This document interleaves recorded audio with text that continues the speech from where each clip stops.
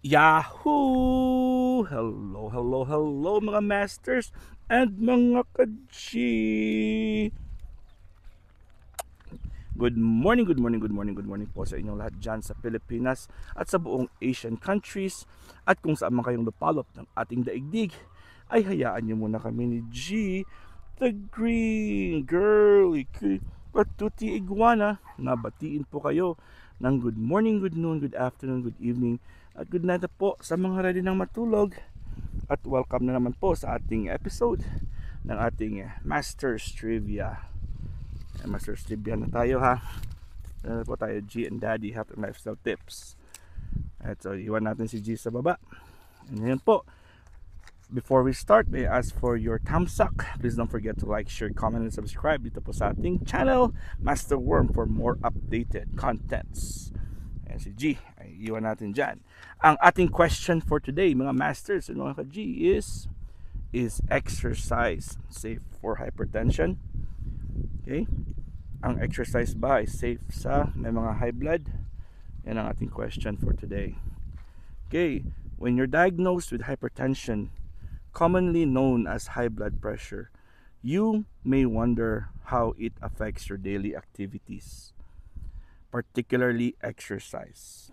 Okay, sino ba sa inyo dyan ang nagwa-wonder?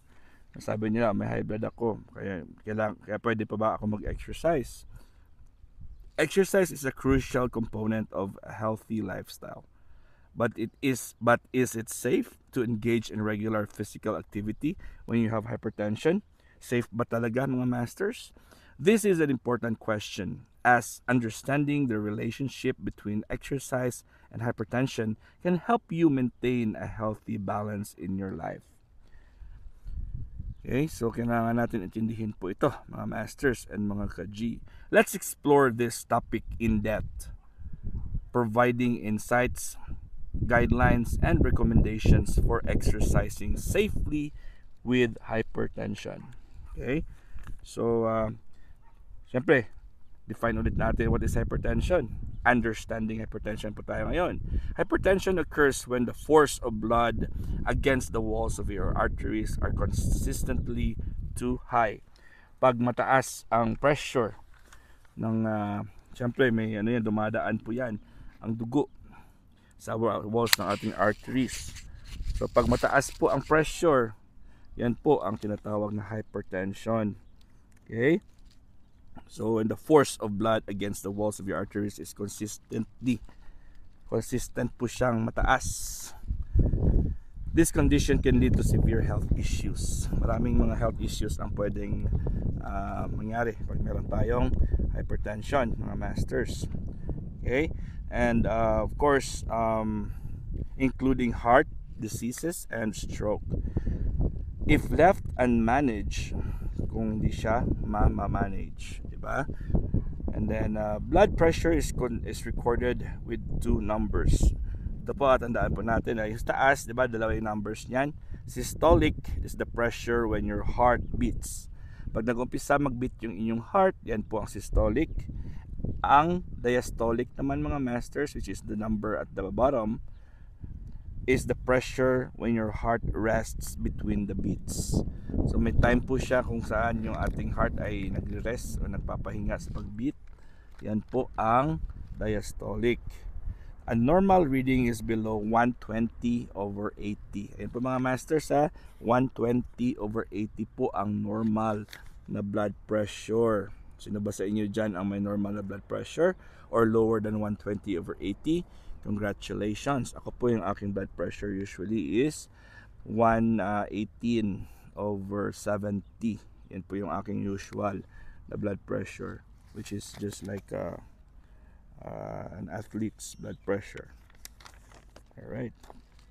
Okay. So, next is wala ka dyan, no? Ayan. So, a normal reading is below 120 over 80 millimeters mercury. So that's mmHg. Yan po yung kanyang label, ay kanyang ang kanyang syempre label talaga. Yung kanyang unit pala is mmHg, which is millimeters mercury. while hypertension is defined as having readings consistently above 130/80. So pag above na, pag medyo nandiyan ka na sa 132, 135, and 140. Yan, 140/80, 140/90. Yan na po, hypertension na po yan. 140/90. Yan. Diba mga masters, tandaan nyo po yan ha. Millimeters mercury. Why does hypertension happen? Bakit po nangyayari po yung hypertension mga masters? Bakit po? Ano ba yung nangyayari sa katawan natin pag may hypertension? So, high blood pressure can damage your arteries, heart, brain, and kidneys. And eyes. It's often called a silent killer. Silent killer po yan ng hypertension. Helicopter. Kita ba? Okay. Silent killer po ang hypertension mga masters. Okay, bakit? It doesn't always produce obvious symptoms. Yet its effect can be life-threatening if not properly managed. Pag hindi po siya na-manage, it's a life-threatening po siya. Nako, grabe talaga ang hypertension mga masters. May mga doves dito, pigeons at doves. Ang ganda ng init ngayon. Gusto ni Gian. Ano? Diba? So, the role of exercise in managing hypertension. Ano po yung role ng exercise sa pag-manage po ng hypertension mga masters? The benefits of regular exercise.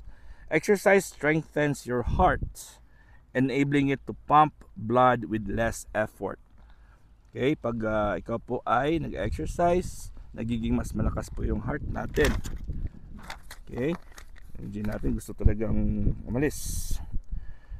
This reduces the pressure on your arteries, helping to lower blood pressure.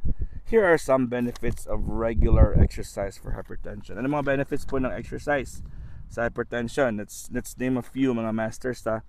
Okay, number 1 is improved heart health. Nauuhaw na si Jean natin. Improved heart health. Regular cardiovascular exercise strengthens the heart and increases its efficiency. Pag may regular exercise tayo, mas naganda yung health ng heart natin. Number 2 is weight management. Exercise helps with weight control, which is pivotal in managing hypertension. Very important po siya. Stress reduction. Physical activity reduces stress, a significant contributor to high blood pressure. And stress is a very bad factor po yan. Nagkakos ng sakit sa ating katawan, lalo ng hypertension. No G, you cannot go there. Okay, better sleep. Mas maganda yung tulog natin. Regular exercise promotes better sleep, vital for overall health. O, di ba? Ang sleep is vital for overall health. Ako, akala nila ako hindi natutulog. Ayun, di ba? So, Master Zombie ay natutulog din po yan sa tamang oras. Tamang oras ng tulog ko, tag 6 to 7 to 8 hours ang tulog ko. Kaso, iba lang yung ating oras dyan sa Pinas at kung saan man kayo. Yung oras nyo, iba sa akin. O, diba? So, yung nakikita nyo akong gising, ayun ang oras na matutulog kayo. Nako. And then, next is, what are the types of exercises recommended, mga masters? Types of exercises. Okay? So, different exercises can have various effects on the blood pressure. Kunin muna natin si G kasi malapit na po si G sa daanan. Ayun, daanan na. O yun, tumatakbo na. Gusto talaga ni G tumakbo sa Nako G, pasaway ka. Pasaway talaga ang G. Oh.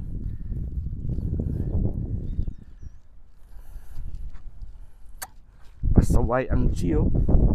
Diba? Why are you like that? You cannot do that. You cannot run away from daddy. Mahirap pagpasaway ang aking alaga. Oh. Gusto tumakbo. Gusto niya pumunta sa kalsada. Andito na nga siya sa safer place. So, ang bumalik ko dyan sa may grass. Okay. Tatapusin na natin ito mga masters para tapos na tayo sa episode natin ito ngayon. Okay? So, anong mga klase ng mga exercises? Different exercises can have various effects on blood pressure. Here are some recommended types. Yung number 1 po, mga masters, is aerobic exercise. Aerobic. Ano ba sinabi natin aerobic? Activities like walking, jogging, cycling, swimming are highly effective. Aim for at least 150 minutes of moderate intensity aerobic exercise per week. Yan po ang i-aim natin per week as much as possible. May 150 minutes tayo, moderate intensity. Next is strength training. What is strength training? Activities incorporate resistance exercises at least 2 days per week. Use lighter weights and higher reps to avoid sudden spikes in blood pressure. Lighter weights lang po tayo, huwag kayong gumamit ng mga bibigat talaga. Siyempre pag umpisa. Flexibility and balance, yun ang ating next. What is flexibility and balance? Such as yoga and tai chi can improve flexibility and balance, providing relaxation and relief and stress relief. Ayan po mga masters, importante po yan. Ayan, si G natin ay medyo kailangan na ng tubig at kami po ay uuwi na rin po sa clinic. Okay, tumatakbo-takbo na ang G, ibig sabihin po ay hindi na po siya comfortable. Alright, so hanggang dito lang muna tayo ha. Maraming salamat talaga sa inyong full love and support dito po sa ating G. Hindi na pala G and Daddy ito, kundi Masters Trivia. Nakakalimutan ko lang palagi. Alright, so hanggang dito lang talaga tayo. Maraming salamat. And I hope na hindi po kayo nagsasawa sa pag-support sa amin at sa aking channel na Master Worm. Hanggang dito lang muna tayo mga masters and mga G. And God is great. Yahoo!